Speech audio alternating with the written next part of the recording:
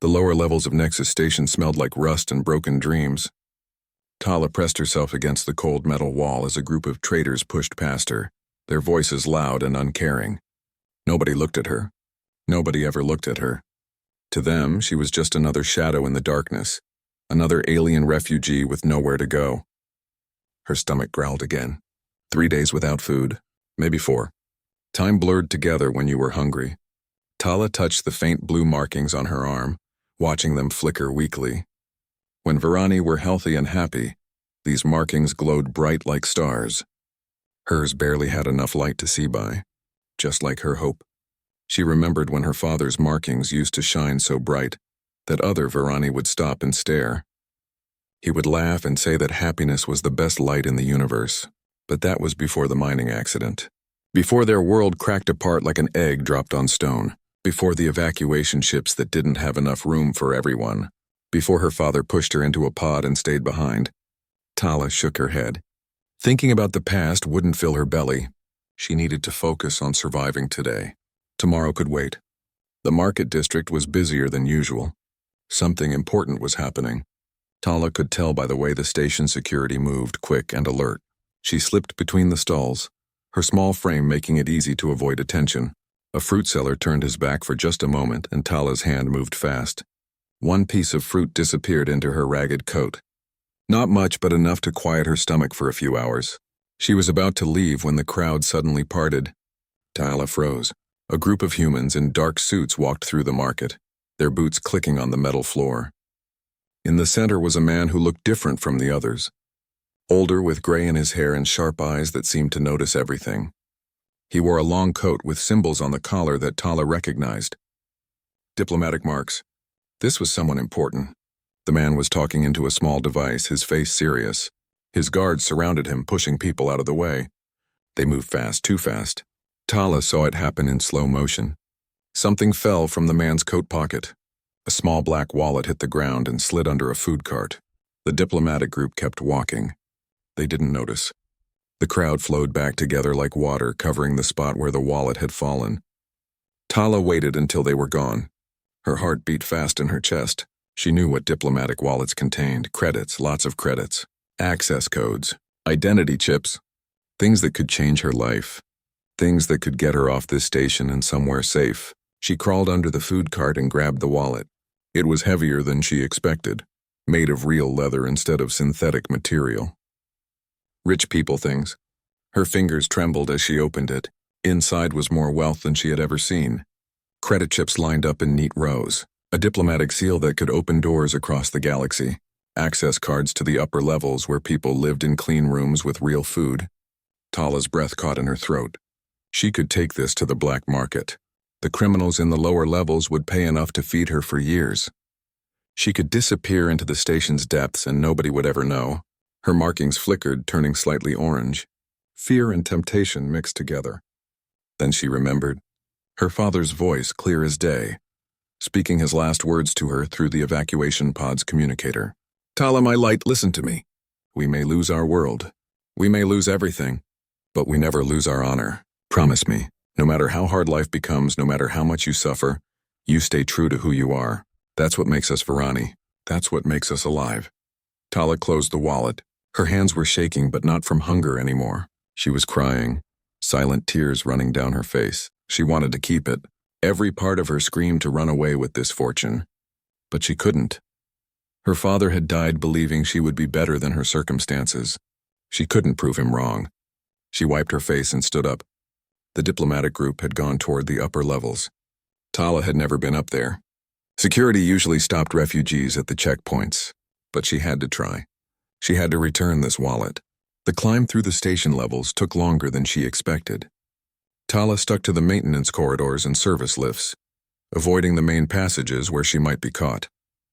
Her body was weak from hunger, and several times she had to stop and rest, but she kept going. The wallet held tight against her chest.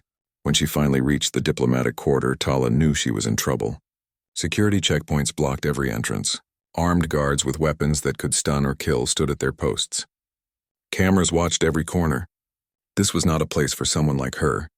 Tala took a deep breath and walked straight toward the main checkpoint. The guards saw her immediately. Their hands moved to their weapons. "Stop right there," one of them said, his voice hard. "Refugees are not allowed in this sector. Turn around and go back." Tala held up the wallet, her arm shaking. "Please, I need to return this. It belongs to one of your diplomats." He dropped it in the market. The guards looked at each other. One of them spoke into his communicator. Minutes passed. Tala stood there, trying not to show her fear. More guards arrived. They scanned the wallet with their devices, their faces showing surprise. "Where did you get this?" a new guard asked, his voice suspicious. "I told you." The diplomat dropped it. "I saw it happen. I'm trying to give it back. A likely story. You probably stole it." "No, I swear I didn't steal anything. Please just let me return it." "Check the wallet. Everything is still inside." More scanning. More whispered conversations. Finally, one of the guards made a decision. "Come with us. If you're lying, you'll spend the next 10 years in a detention center." They took her through corridors that were cleaner than anywhere Tala had ever been. The walls were white instead of rust-colored. The air smelled fresh instead of recycled and stale. Other diplomats and their staff walked past, barely glancing at the dirty refugee girl being escorted by armed guards. They stopped at a large door. One of the guards knocked, then opened it. Inside was an office with real windows showing the stars outside. And sitting behind a desk was the man from the market. The diplomat with gray hair and sharp eyes. He looked up as Tala entered. His expression didn't change, but his eyes studied her carefully. One of the guards placed the wallet on his desk. "Sir, this refugee claims she found your wallet and wanted to return it," the guard said. "We've scanned it. Everything appears to be intact, but we recommend a full security check." The diplomat picked up the wallet and examined it. He opened it slowly, checking each item inside. Then he looked at Tala again. This time his gaze was different. Not harsh, but curious. "Leave us," he said to the guards. "Sir, we don't think that's wise." "She could be." "I said leave us.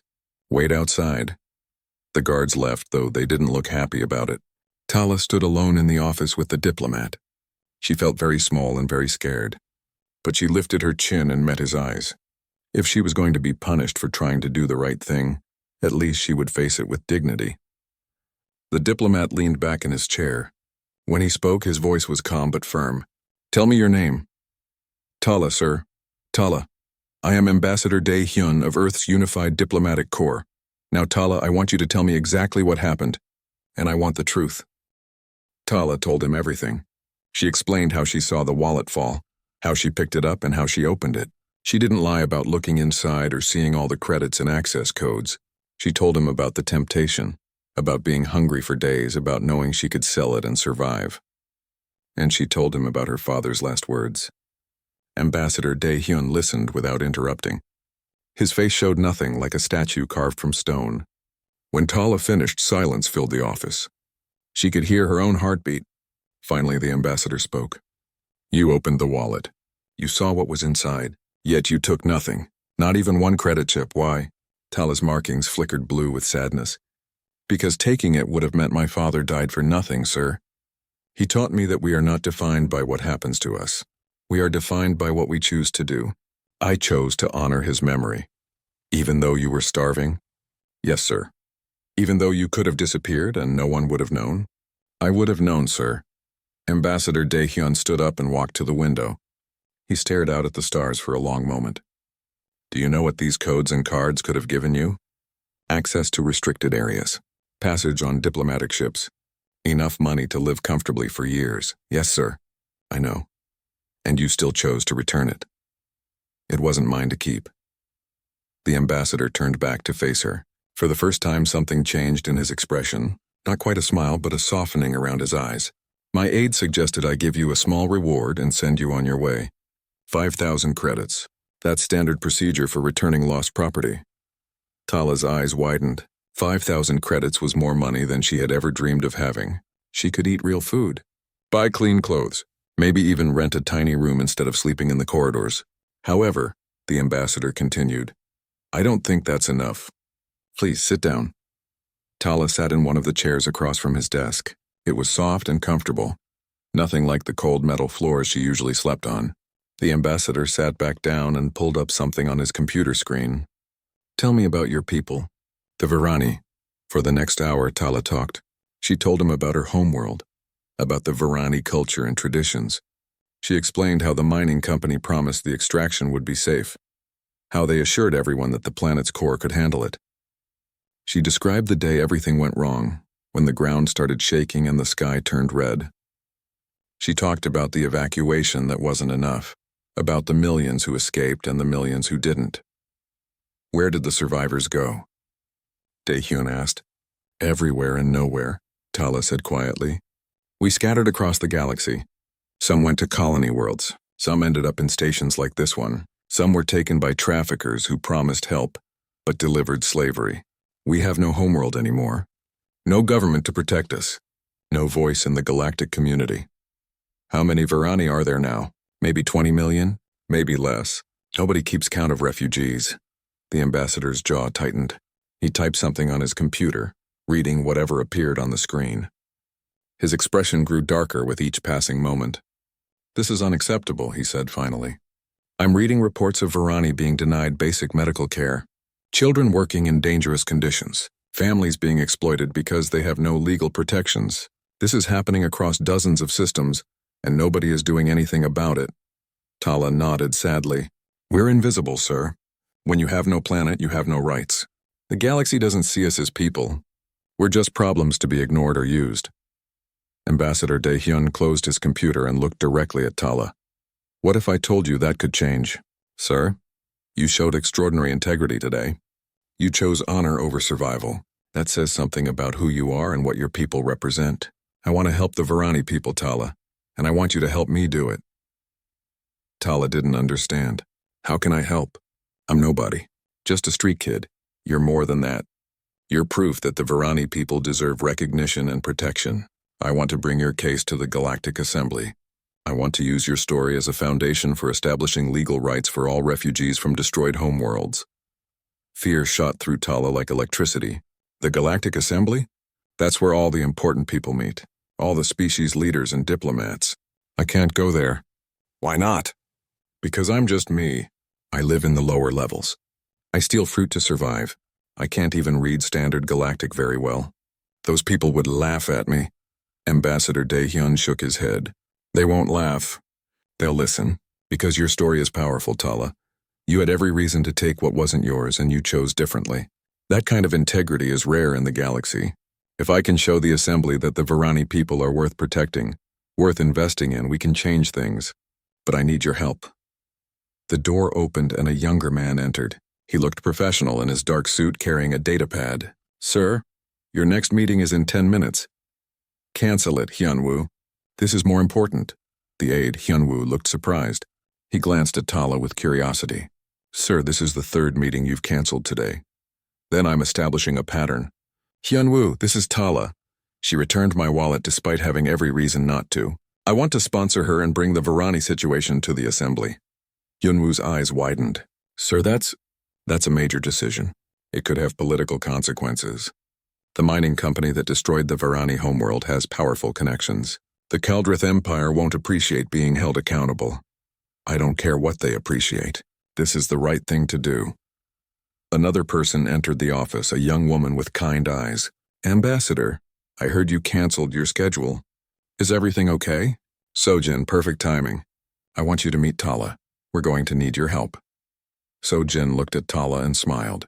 It was the first genuine smile anyone had given Tala in years. Hello, Tala. I'm Sojin, junior diplomat.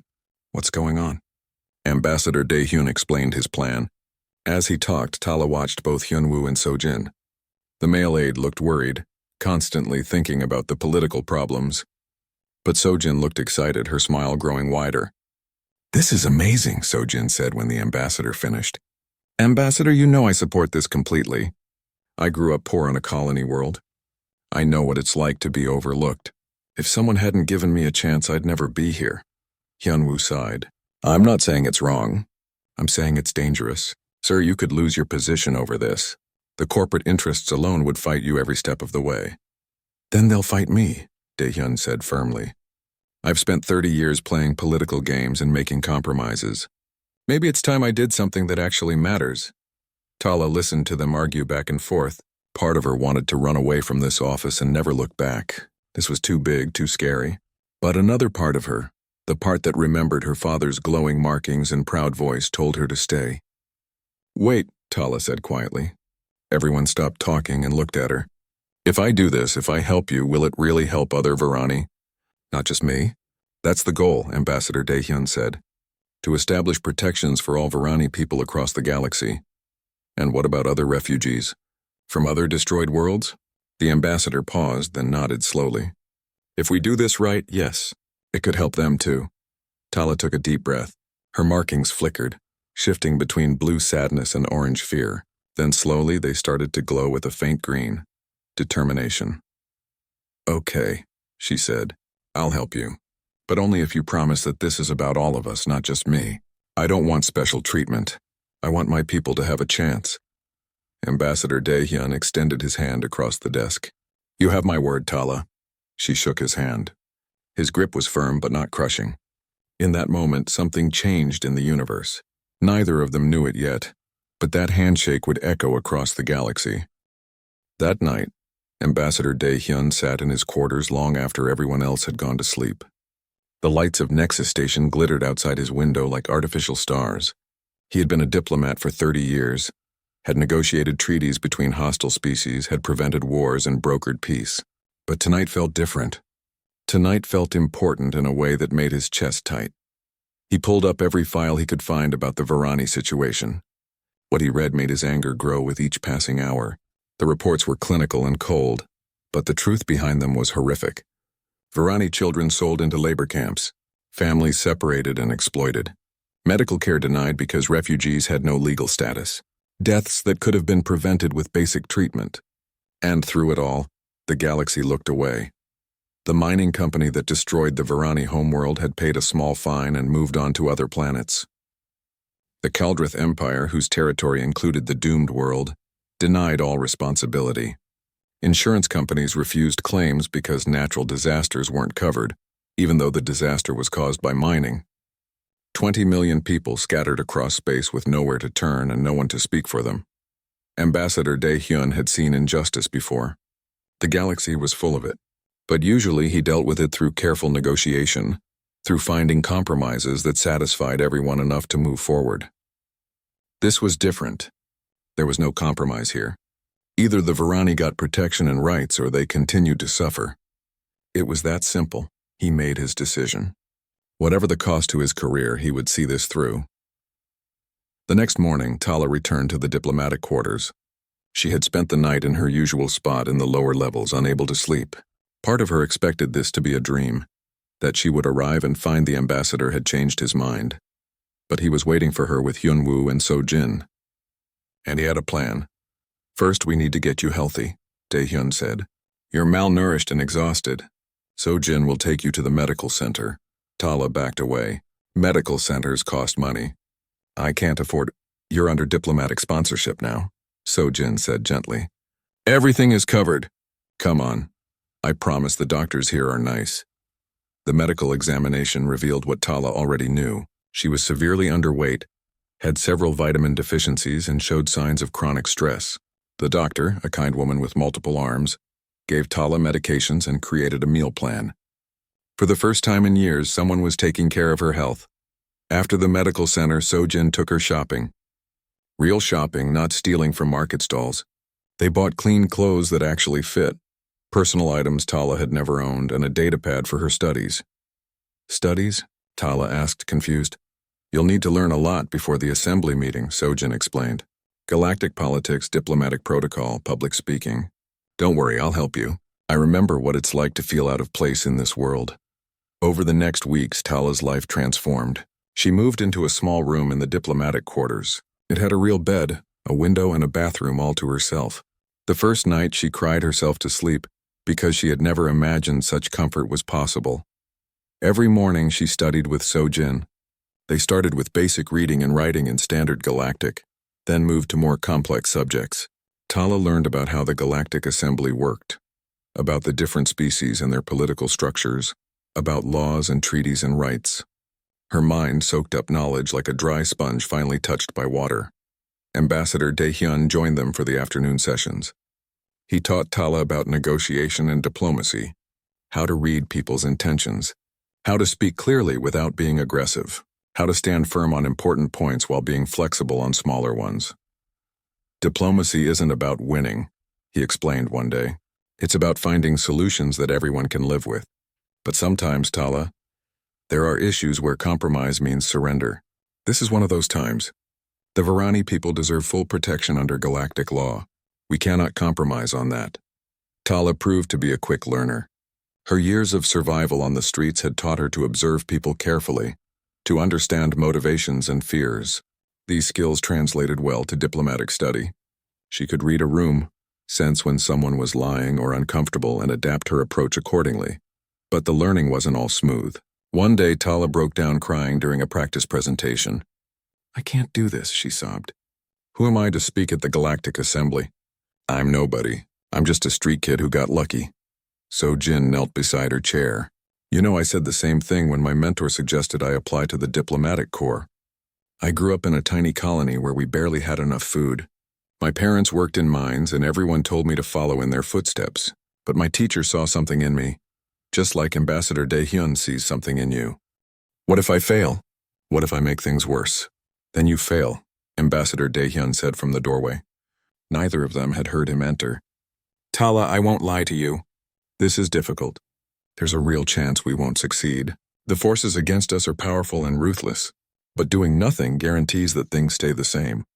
At least this way we're trying. But why me? There must be other Varani who could do this better." The ambassador sat down across from her. "Perhaps. But you're the one who returned my wallet. You're the one who showed me that the Varani people have something precious that the galaxy needs to see. Integrity, honor, compassion. Those qualities matter, Tala, and you have them in abundance." Meanwhile, word of Daehyun's plan began spreading. Hyunwoo received calls from other diplomats, some supportive but many critical.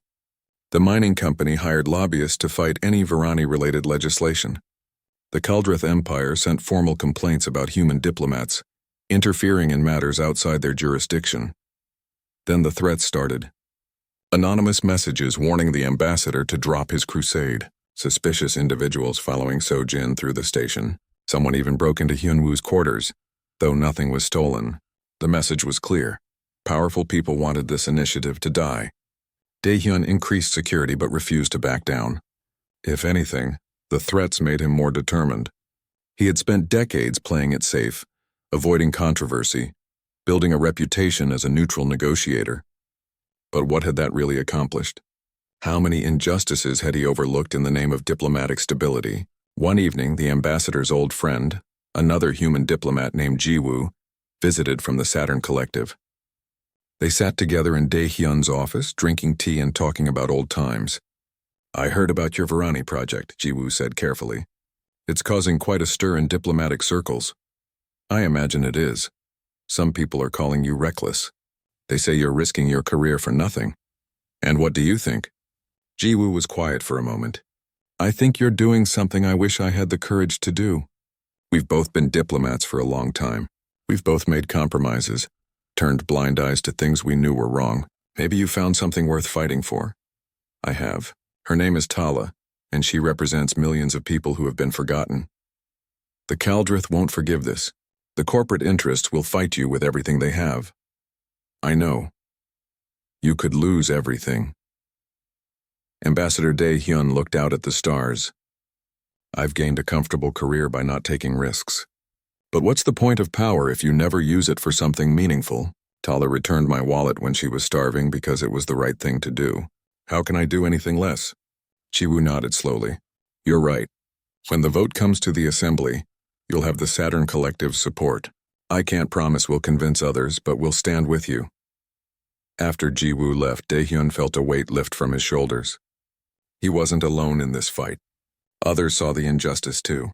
Maybe, just maybe, they had a chance. The weeks turned into months. Tala continued her studies, growing more confident each day. Her body grew stronger with proper food and medical care. Her markings glowed brighter, shifting through colors that reflected her emotions and growth. She was still scared about speaking at the assembly, but now it was a manageable fear rather than paralyzing terror. Ambassador Daehyun prepared the formal proposal for the assembly. The Varani Protection Act would grant refugees from destroyed homeworlds provisional citizenship status in any willing member state. It would provide access to education and healthcare. It would establish legal protections against exploitation and trafficking. Most importantly, it would recognize that beings didn't stop being people just because they lost their planet. The opposition's response was swift and fierce. Corporations argued it would create economic burdens. Some species claimed it would open floodgates of refugees. The Kaldrith Empire insisted it violated their sovereignty. News networks debated whether refugees deserved rights or were simply the galaxy's problem to manage. Through it all, Tala watched and learned. She saw how power worked, how fear and greed shaped policy, how comfortable people resisted change that might cost them anything. But she also saw kindness, diplomats from smaller species who reached out in support, advocacy groups who had fought similar battles, even some Varani who heard about the plan and sent messages of hope. Finally, the day came when Ambassador Daehyun received official confirmation. Their proposal had been accepted for consideration at the next Galactic Assembly on Archon Prime. They would have one chance to make their case. One chance to change everything. Archon Prime was nothing like Nexus Station. Where the station was industrial and crowded, Archon Prime was elegant and vast. Crystal towers reached toward the sky, reflecting light in rainbow patterns. Gardens filled with plants from 1,000 worlds created patches of living color. The air smelled clean, almost sweet. This was the heart of galactic civilization, where the most powerful beings in known space made decisions that affected trillions. Tala felt very small as she walked through the assembly complex with Ambassador Daehyun, Hyun-woo, and So-jin. Diplomats from hundreds of species filled the corridors. Some walked on legs, others floated, and a few moved in ways Tala couldn't understand. They all looked important, confident, like they belonged here. She felt like an imposter in her new diplomatic clothes. "Breathe," So-jin whispered, squeezing her hand. "You've prepared for this. You know what to say? What if I forget everything? Then you speak from your heart," Ambassador Daehyun said calmly. "That's more powerful than any prepared speech." They reached the observation area outside the main assembly chamber. Through the transparent walls, Tala could see thousands of seats arranged in a massive circle. Each seat represented a member species. The chamber's center held a raised platform where speakers would present their cases. Above it all, holographic displays would translate every word into hundreds of languages simultaneously. Hyun-woo checked his data pad. "We're scheduled in 2 hours. The proposal before ours is a trade dispute between the Antarian Collective and the Morpheus Coalition. That usually takes about 90 minutes, so we should be on time." Ambassador Daehyun nodded. "Good. Tala, would you like to review your speech one more time?" "No," Tala said quietly. "If I keep practicing, I'll just get more nervous. I know what I need to say." The truth was she had memorized several versions of her speech. But the ambassador was right. If she froze up there, she would just tell the truth. Her truth. The truth of living on the streets, of watching her world die, of choosing honor over survival. That story didn't need polish. It just needed honesty. They waited in a small preparation room. Time moved strangely. Minutes felt like hours, then suddenly it was their turn. A chime sounded and a voice announced, "Earth delegation, you are summoned to present Proposal 847C regarding refugee protection standards." Ambassador Daehyun stood, adjusting his formal diplomatic coat. "Ready?" Tala stood too, her legs shaky but steady enough. "Ready." They entered the chamber together. The noise hit Tala first. Thousands of beings talking, moving, existing in this vast space. Then the sound dampened as the chamber's acoustic systems activated, creating a bubble of relative quiet around the presentation platform. Tala and the ambassador climbed onto the platform. She looked out at the assembly and her breath caught. So many eyes, so many different types of eyes, all watching her. Some curious, some hostile, most simply indifferent. To them, she was just another item on today's agenda. They didn't know her story yet. But they would. The assembly speaker, a tall being with crystalline features, spoke in a voice that echoed through the chamber.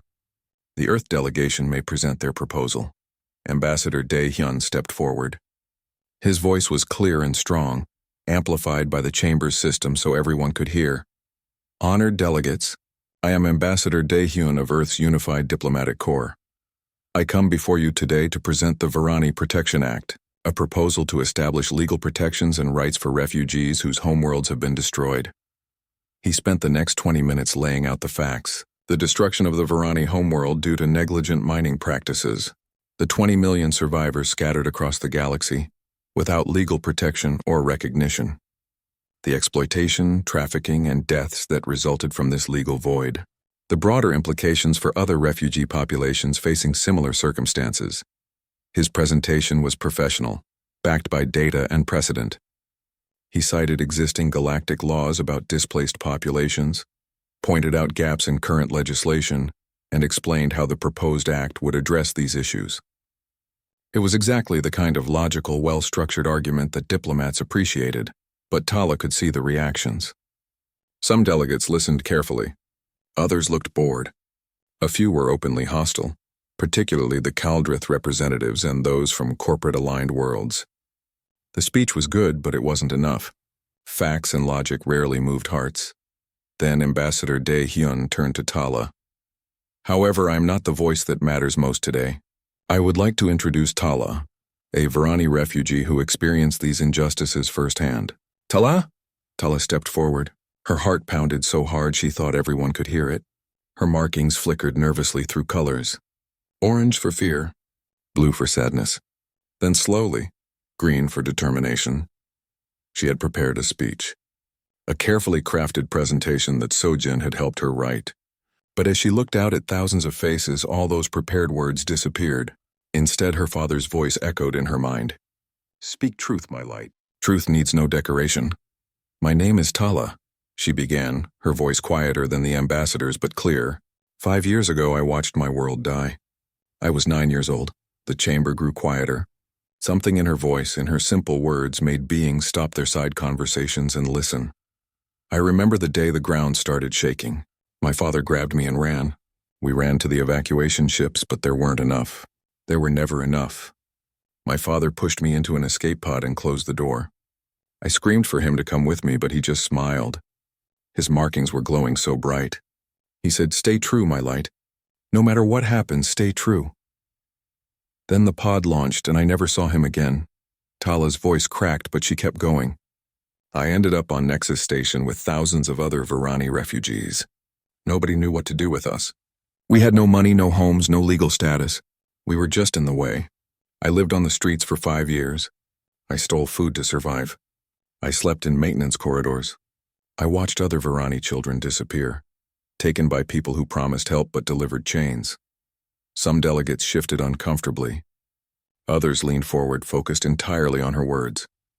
Then a few months ago, I found a wallet. It belonged to Ambassador De Hyun. Inside were credits, access codes, things that could have changed my life. I was starving. I hadn't eaten in 3 days. I opened that wallet and saw my chance to escape poverty. Tala held up her data pad showing an image of the wallet. I could have taken everything. I could have disappeared. Nobody would have known. But I remembered my father's words. Stay true. So I returned it. I returned it because stealing would have meant my father died for nothing. She looked directly at the Keldrith delegation. You took our world. The mining company you authorized promised it was safe. They lied. They knew the mining would destabilize our planet, but they did it anyway because profit mattered more than people. When our world cracked apart, you paid a small fine and moved on. 20 million Varani became refugees and you called it an unfortunate accident. The Kaldrith representatives' faces hardened with anger, but they couldn't interrupt during a formal presentation. I'm not here to argue about the past, Tala continued. What's done is done. My world is gone. My father is gone. I can't change that. But I can ask you to change the future, not just for Varani, but for everyone who loses their home, because it will happen again. Other planets will die from mining, from war, from disasters. More refugees will scatter across the stars, and when they do, they will need protection. Tala's markings began to glow brighter, shifting to a deep blue that represented both sorrow and hope. We are not asking for charity. We're asking for basic rights. The right to work without being exploited. The right to medical care. The right to educate our children. The right to exist without fear. These are not special privileges. They are the rights every being in this chamber takes for granted. She paused, gathering her courage for the final part. I was starving when I found that wallet. I could have justified taking it. I could have said the galaxy owed me something after taking everything, but I chose differently. Not because I'm special, but because I'm Varani. My people believe that honor matters more than circumstance. We believe that how we act defines who we are. Tala's voice grew stronger, filling the chamber. I returned a wallet I desperately needed because it was the right thing to do. Now I'm asking you to do the right thing, not because it's easy or profitable or politically convenient, but because it's right. Because we are all part of this galaxy, and how we treat those with nothing says everything about who we are. She stepped back, her part finished. The chamber was completely silent. For a long moment, nobody moved. Then slowly, a delegate from the Arisi Unity stood. Then another from the Teleran Consortium. More stood, from dozens of species. Not a standing ovation exactly, but a gesture of respect. Recognition that truth had been spoken. The assembly speaker called for questions. The Kaldrith representative immediately demanded to speak. "This proposal is emotional manipulation," he said coldly. "One touching story does not change economic and legal realities. Granting rights to all refugees would create impossible burdens on member states. Where will they live? Who will pay for their care? This is not practical." Ambassador Daehyun responded, but Tala barely heard him. She was watching the faces in the crowd, trying to gauge reactions. Some seemed moved by her words. Others remained unmoved. It was impossible to know which way the vote would go. The debate lasted for hours. Representatives from corporate-aligned worlds argued about costs and logistics. Species with strict immigration policies worried about opening their borders. The Kaldrith Empire continued to deny all responsibility and painted the proposal as an attack on their sovereignty. But others spoke in support. Smaller species who remembered their own struggles. Worlds that had welcomed refugees in the past and seen those populations thrive. Environmental scientists who warned that more planets would face destruction as mining and industrial expansion continued. Then, unexpectedly, a voice cut through the arguments. Ambassador Jiwoo of the Saturn Collective requested permission to speak. "Honored delegates," Jiwoo began, his voice carrying the weight of experience. "I have been a diplomat for 40 years. In that time, I have witnessed humanity's greatest triumphs and deepest failures. We have made terrible mistakes, but we have also learned something important. The measure of a civilization is not its power or wealth. It is how it treats those who have nothing." He gestured toward Tala. This young person returned a wallet when she was starving. She chose honor over survival. That choice says something profound about the Varani people, and about the capacity for dignity in the face of suffering. But it also asks us a question. What will we choose? Jiwoo's words seemed to shift something in the chamber. Several undecided delegates started nodding. A few who had seemed opposed began looking thoughtful. Earth has its own history of refugee crises, Jiwoo continued. Millions displaced by war, climate change, and disaster. We learned the hard way that ignoring suffering doesn't make it disappear. It only makes us smaller. The Saturn Collective will support the Varani Protection Act, not because it's easy, but because it's right. The vote was called. Tala held her breath as the tally began. Each species cast their vote electronically, and the numbers appeared on the central display. Green for yes, red for no, yellow for abstaining. The count rose slowly. For every green vote, a red one seemed to follow. Yellow votes clustered in the middle as cautious species hedged their positions. The numbers climbed toward the 50% threshold needed for passage. 42% yes. 45%. 48%. Then the count stalled. Several large voting blocks remained, and their decisions would determine everything. The Morpheus Coalition, representing 18 species, showed yellow. Abstaining Ambassador Daehyun's jaw tightened. Abstentions effectively counted as no votes when trying to reach a majority. Without the Morpheus Coalition, they would fail.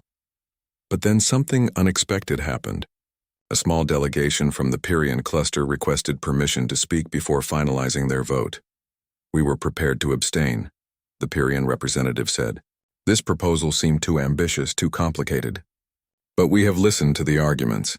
More importantly, we listened to Tala. Her words reminded us of our own history. 300 years ago, our homeworld was devastated by a solar event. We became refugees. The galaxy then had no systems to help us. Many Pyrians died needlessly. We survived only because a few compassionate species took us in despite having no obligation to do so. The Pyrian representative's voice grew firmer. We cannot vote to maintain a system that would have doomed our own people. The Pyrian cluster votes yes. Other delegations began changing their positions. Species that had abstained shifted to yes. A few that had voted no changed to yellow, at least removing their opposition. The momentum was shifting. 50%, 52%, 55%.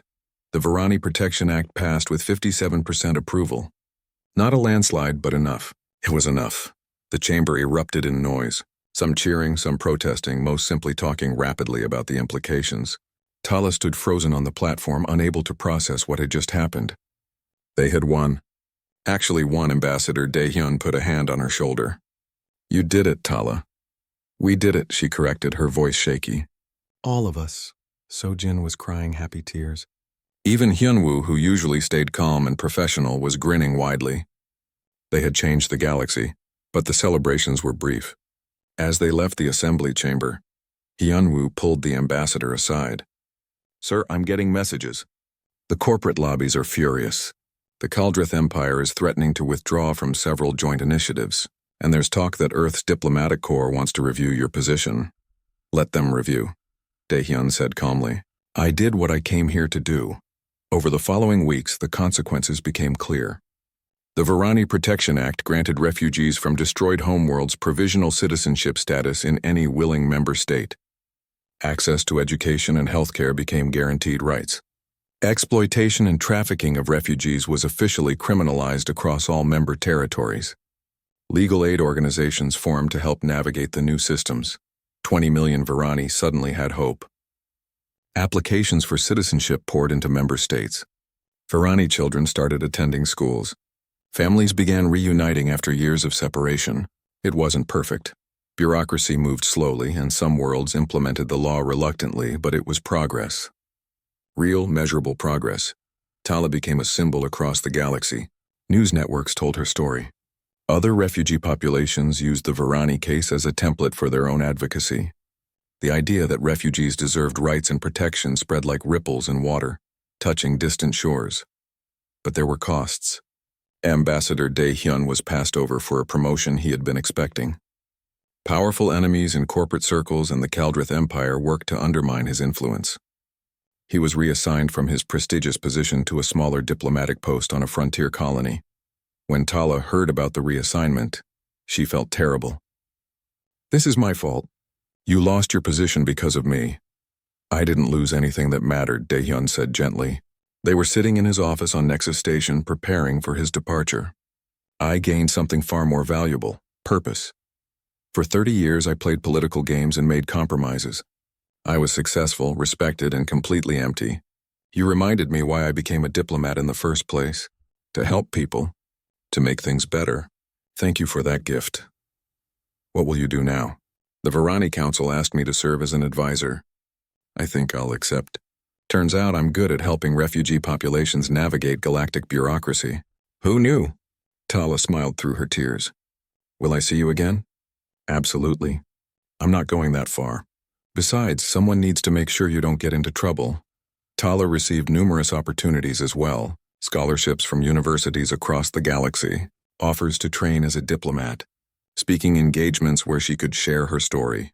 But she chose to work with the newly formed Varani Council, helping her people navigate their new legal status and find their place in galactic society. She traveled between refugee communities, explaining the new laws, helping families reunite, and advocating for those still struggling. Her markings glowed brightly now, shifting through colors that reflected her emotions but always returning to green, determination and hope. 5 years passed. Tala, now a young adult, stood on the surface of a planet that had been granted to the Varani people by the Galactic Assembly. New Varen wasn't large, but it was theirs. A place where Varani culture could rebuild and thrive, where children could grow up with clean air and open skies instead of station corridors. The dedication ceremony drew thousands. Varani families arrived from across the galaxy, some seeing their first real planet in years. Ships landed constantly, bringing more people home, a home they had thought lost forever. Ambassador Daehyun stood with Tala as she prepared to give the dedication speech. He looked older now, his hair more gray, but his eyes were brighter than when they first met. "Nervous?" he asked. "Always," Tala admitted. "But I've learned that nervous is okay. It means you care about what you're doing. Your father would be proud of you." Tala's markings flickered blue for just a moment. "I hope so. I think about him every day." About his last words, "Stay true." "I've tried to honor that." "You've done more than honor it. You've proven it." Tala stepped onto the platform where thousands of Varani gathered. She looked out at her people and felt something she hadn't experienced since childhood. Belonging, community, home. "Welcome to New Varen," she began, her voice carried by speakers to every corner of the settlement. 5 years ago we had nothing. No world, no rights, no voice. We were invisible to the galaxy. Many of us thought we would die forgotten and alone. She paused, looking at the crowd, faces young and old, all marked with the bioluminescent patterns unique to Varani, all glowing with hope. But something changed. A human diplomat asked me a question. He asked why I returned his wallet when I had every reason to keep it. I told him it was because my father taught me that honor matters more than circumstance, that how we act defines who we are. Tala's markings glowed bright green, visible even in daylight. That conversation changed everything. Not because I'm special, but because it reminded someone powerful that we existed, that we mattered, that we deserved to be seen. She gestured to Ambassador Dae-hyun in the crowd. Ambassador Dae-hyun asked me about integrity. Then he showed me something even more important. He showed me that humanity believes in something precious. They believe that the strong should protect the weak, that those with power have a responsibility to help those without it, that doing the right thing matters more than personal gain. Tala's voice grew stronger. "I've heard people ask why humans fought for us. What did they gain? The answer is the same answer I gave about the wallet. They did it because it was right. That's the measure of a civilization. Not weapons or wealth, but the choice to help those who have nothing to offer in return." She looked out at the new settlement, at the buildings rising from the ground, at the gardens being planted, at the children playing without fear. "We Varani will not forget what humanity did for us. We will honor their example by helping others as we were helped, by staying true to who we are no matter what the galaxy throws at us. My father told me to stay true. Today I ask all of us to stay true together." The crowd erupted in cheers, their markings glowing in waves of color that swept through the gathering like aurora lights. It was beautiful and heartbreaking and hopeful all at once. After the ceremony, Tala found Ambassador Dae-hyun sitting under one of the newly planted trees. He was watching Varani families explore their new home, a slight smile on his face. "Thank you," Tala said, sitting beside him. "For everything. For believing in me when I was just a street kid. For fighting battles you didn't have to fight. For reminding me that good people still exist." "You don't need to thank me," Dae-hyun said quietly. "You did all the hard work. I just opened a few doors. You did more than that. You saved my people. No, you saved your people. I just helped you get there. There's a difference." They sat in comfortable silence for a while, watching children play in the grass. Real grass, not synthetic station flooring. The sound of laughter filled the air. "Do you remember that first day?" Tala asked. "When I brought your wallet to your office?" "Of course. I was so scared. I thought you would have me arrested. I almost ran away a dozen times. But you didn't. You came back. You chose courage over fear. You taught me that courage isn't the absence of fear. It's doing what's right despite being afraid." Ambassador Dae-hyun nodded. "That's the secret nobody tells you about heroism. Heroes are terrified. They just don't let terror stop them." Tala watched the sunset paint the sky in colors that reminded her of her father's glowing markings. Somewhere in her heart she felt him watching, proud, at peace. "The galaxy changed because you returned a wallet," Dae-hyun said softly. "That's what I told the diplomatic review board when they questioned my actions. One small act of integrity created ripples that touched billions of lives. They didn't understand it then, but they will eventually." "What happens now?" Tala asked. "Now that New Varen is established? Now we keep working. There are other refugee populations that need help, other injustices to address. The fight doesn't end just because we won one battle." Tala smiled. "Then I guess we better get started." They stood together and walked toward the settlement, where Varani families were beginning their new lives.